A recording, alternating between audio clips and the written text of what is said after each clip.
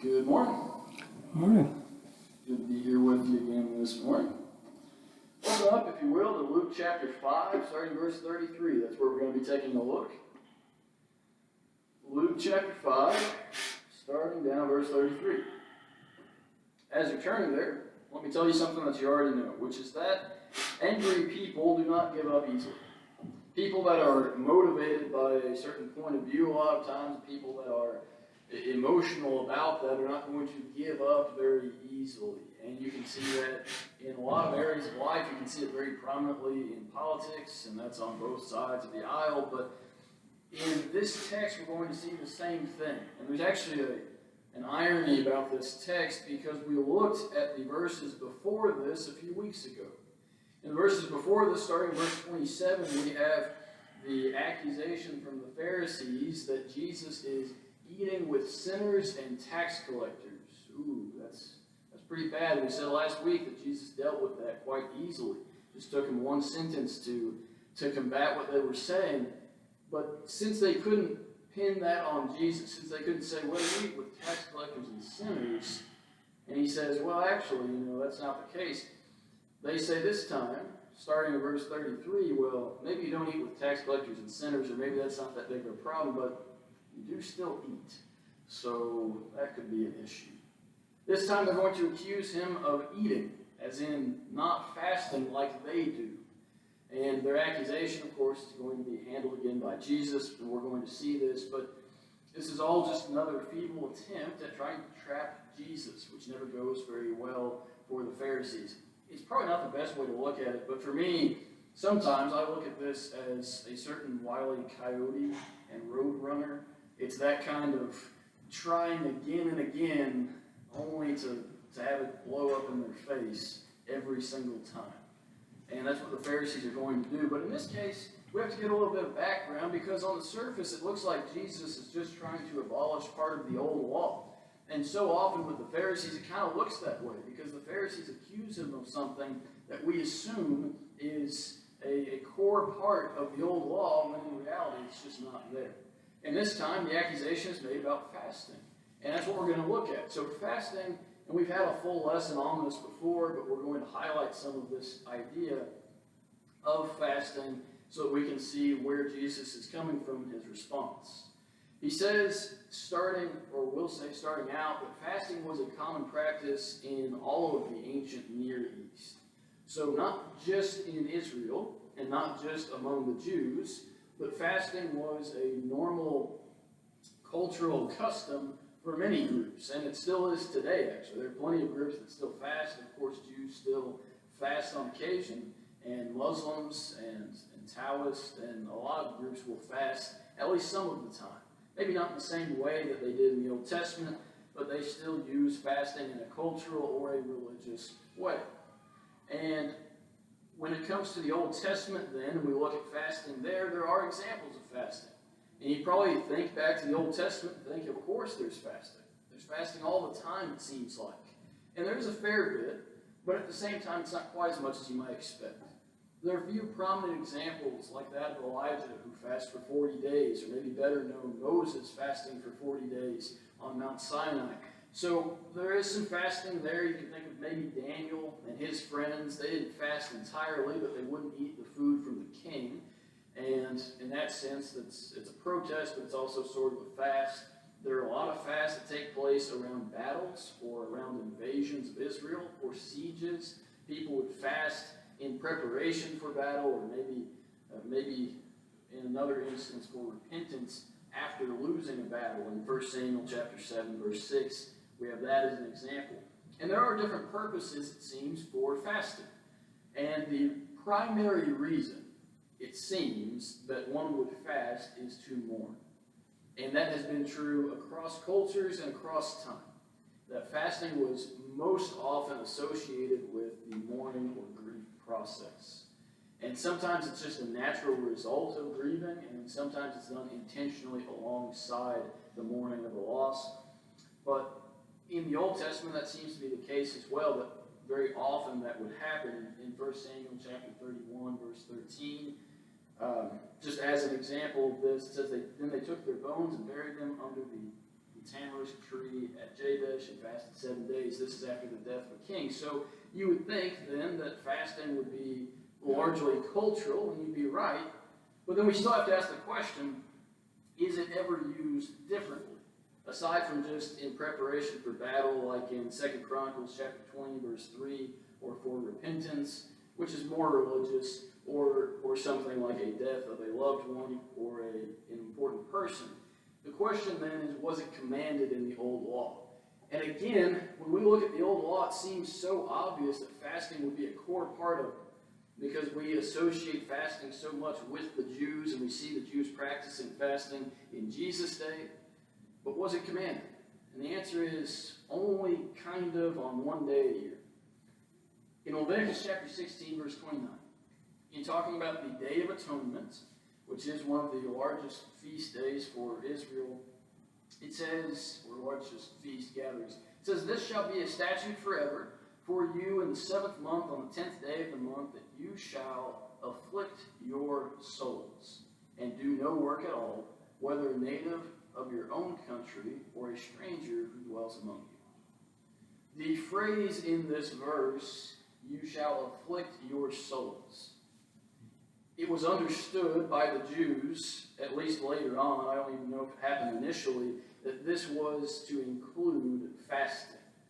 But really, this affliction of their souls was not just fasting, but it was avoiding work, but also any kind of pleasure or entertainment. It was a sort of asceticism that would take away any earthly pleasure from them, including food. So it's not just about food even, but this is the one time in the entirety of the Old Testament that fasting is commanded as part of God's law. I specify as part of God's law because there are times when the kings would proclaim a fast for the land, or when some local leader would say, okay, we're going to fast for a time, or a military commander would fast for a time. But as far as the old law goes, this is the one time it was commanded, and it's only kind of commanded alongside some other things, and it only happens one day a year. It's not quite the fasting that we would think of if we thought how often the Jews should fast. And it's also not the amount that the Jews of Jesus' day fasted either. By his time, it was more of a status symbol, at least among the Pharisees, and we shouldn't be surprised there. But they were very proud of how often they would fast, usually about 3 times a week. And if anybody fasted less than them, well, then obviously they're not quite as righteous as the Pharisees are. It's obviously not what God intended for fasting to do, but that is the situation that we find ourselves in. It's the same concept that we see over and over again with the Pharisees and the scribes. It's the same concept as Matthew chapter 23, verse 23, where it talks about the Pharisees tithing out of their own herb gardens, that they would tithe parts of each spice before they put it in their own drawer. That seems a little bit excessive, but it was for show, so that they could make sure that other people knew exactly how righteous they were. And they do that even with fasting. Anything that can make them look better, they're going to take advantage of.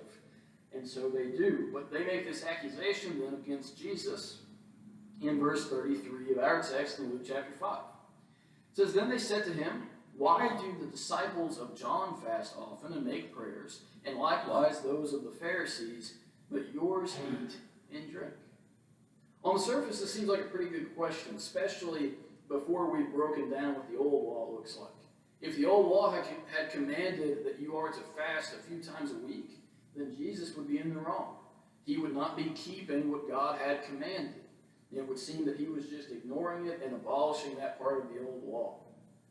But instead, it's not something that was commanded. It's not something that was even an example that was used often in the Old Testament, but it was only occasionally used. It seems to be much more cultural than religious in nature. But this accusation appears okay on the surface, but when we dig into it, when we know the attitude that the Pharisees consistently put on, then it looks a little worse. Because what they're saying is, people who are holy, people who are righteous, they fast often.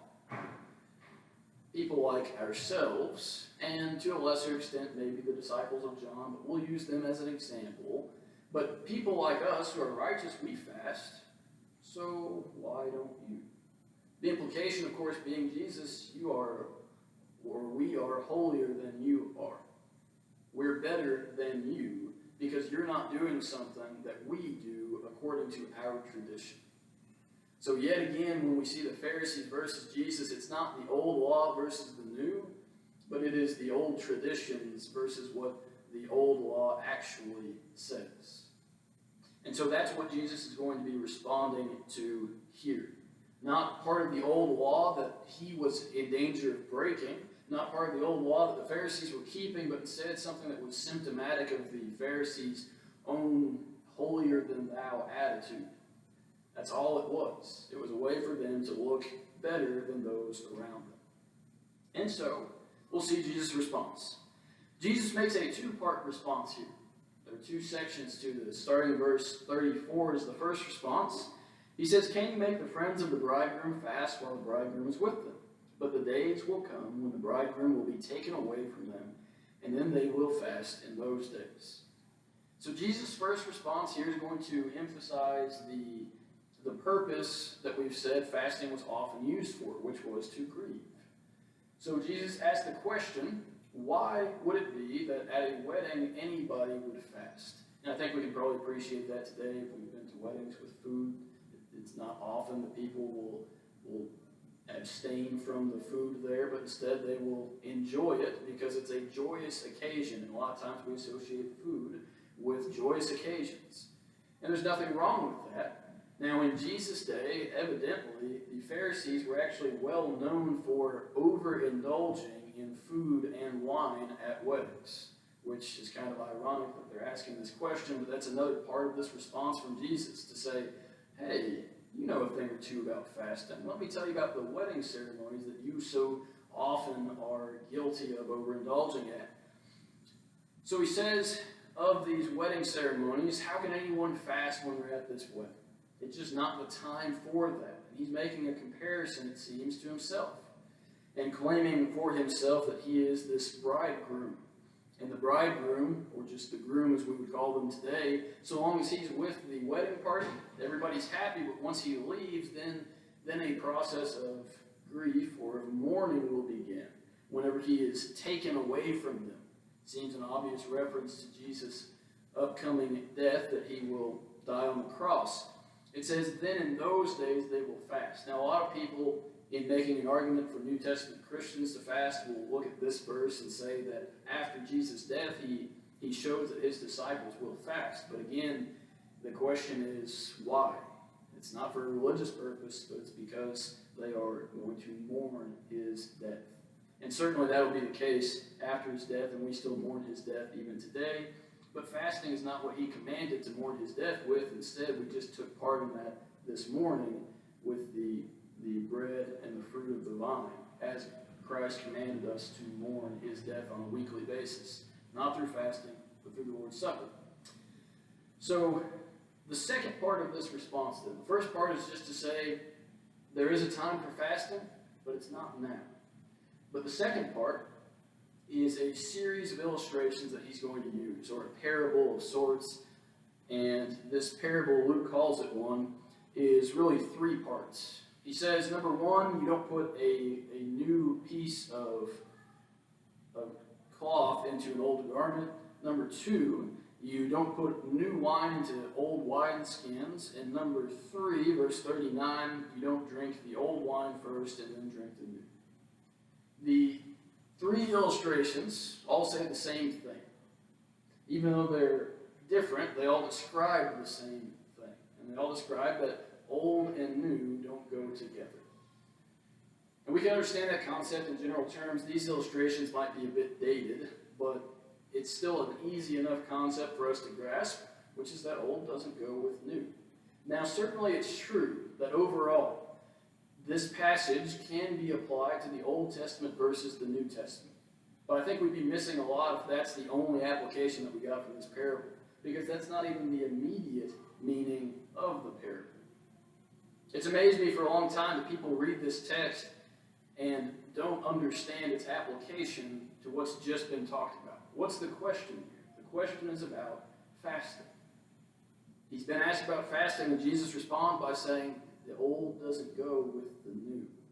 But I don't even think he's saying, as we've made clear. It's not that he's saying the old law doesn't fit in with the new law, as so many people take this text to mean, but instead he's saying the old traditions surrounding the law, they don't have a place in the new covenant.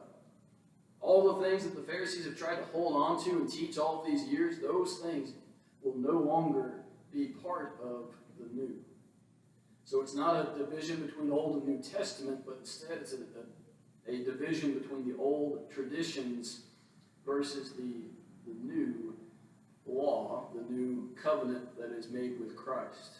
And especially not these old traditions that are done just for show, as the Pharisees are so guilty of doing. So Jesus' disciples then don't have to fast. That's the accusation, that they should be fasting just as often as the Pharisees or John's disciples are. But why do they fast? Out of tradition. Not because it was commanded, but because it was a traditional thing to do, and it made the Pharisees specifically look better and feel better about themselves. But Jesus' disciples don't have to fast for religious reasons or customary, ceremonial reasons either. There's not a reason to mourn at this time, so they don't need to fast. There's not a reason religiously for them to fast, so his disciples don't fast. That's Jesus' answer to the question. It's a long-winded way of saying something very simple, which is that concept, those two things. There's no reason to fast right now because they're not sad and because the law doesn't command it. But it's your traditions that have held on to this fasting. So what do we learn from this?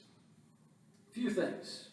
Number one, this is probably not the most enjoyable thing to learn, but people will not stop whenever they disagree with you. And I think you can probably understand that if you've ever been on social media and seen some of the long conversations, arguments that are made on there back and forth. It's that kind of concept. So long as somebody disagrees with you, some people will continue to disagree and disagree and disagree. And they'll do so in an ugly way. We can be guilty of that just as well as anybody. But again, as we said at the beginning, they accuse Jesus first of eating with certain sinners. And then they say, okay, well, maybe you're right. Maybe we should be eating with those people and be teaching them because they are the ones in need of a physician. And then they say, okay, but if that's true, then why are you eating? You shouldn't be eating at all. Not just with sinners. You just shouldn't be eating. You should be fasting instead because that's the holy thing to do. And Jesus says no. But that's our example. It doesn't matter what Jesus' answer is. They still have another question to ask him, another trap to try to set for him.